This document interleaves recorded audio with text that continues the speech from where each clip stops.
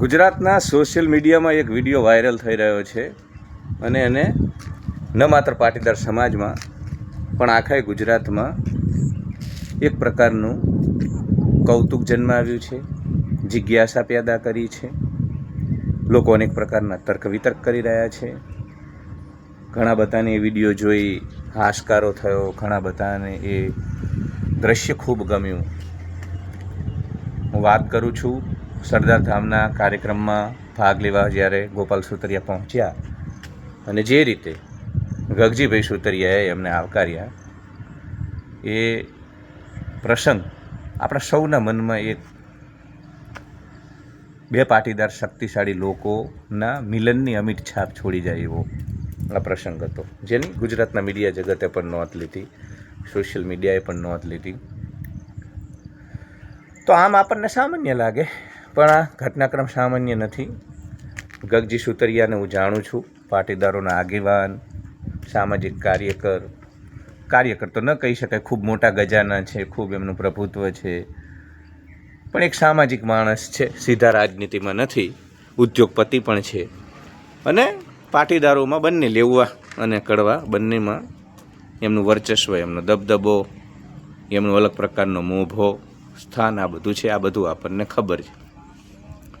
ગગજી સુતરિયા જ્યારે ગોપાલ ઇટાલિયાને મળે છે, ઉષ્માભેર એમને ભેટે છે, ગાલ ઉપર આ રીતે એમને કડલિંગ કરે છે, તો એ વખતે આમ આપણને એવું લાગે કે જાણે કૃષ્ણને અર્જુન મળ્યા બાદનો જે આનંદ હતો, કૃષ્ણ ભગવાનને પાંડવોમાં બાણાવળી અર્જુન મળ્યા બાદનો જે આનંદ હતો, એવો આનંદ આપણને એમના ચહેરા ઉપર દેખાય.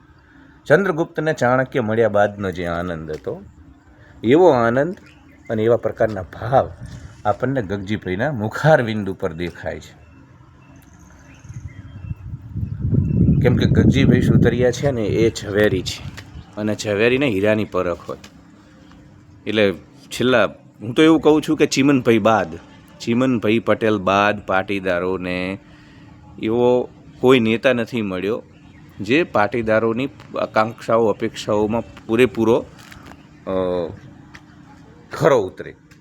આનંદીબેન આવ્યા એક મજબૂત લીડર તરીકે, નિશ્ચિત આનંદીબેન આવ્યા, પણ હાર્દિકભાઈ પટેલ જેવા નેતાઓએ ફૈબાનો જ રાજકીય અસ્તિત્વ ઉપર પૂર્ણ વિરામ મૂકી જાય એ પ્રકારની બધી ખંડનાત્મક પ્રવૃત્તિઓ કરી.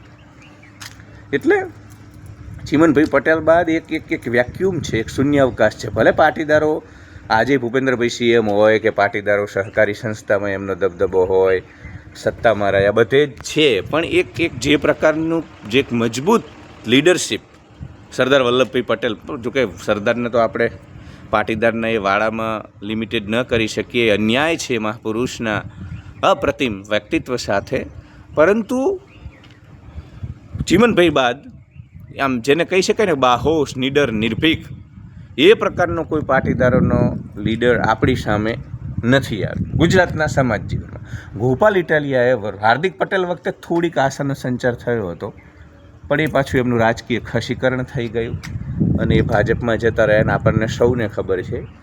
એટલે એક જે ગગજીભાઈ સુતરિયા કે અન્ય જે પણ ગોવિંદ ધોળકિયાથી લઈને જે સુરતની અંદર માલેજ ઉતાર જે પાટીદાર વ્યવસાયીઓ છે અથવા તો એ સમાજના આગેવાનો છે, એમને હંમેશા એક ખોટ સાલી છે, એક મજબૂત ચહેરાની રાજકારણમાં. અને ગોપાલ ઇટાલિયાની અંદર આ શોધ યાત્રા પૂરી થતી હોય એવું બધાઈને લાગી રહ્યું છે. કેમ કે ગોપાલભાઈ નીડર છે, નિર્ભીક છે, આપણને સૌને ખબર છે.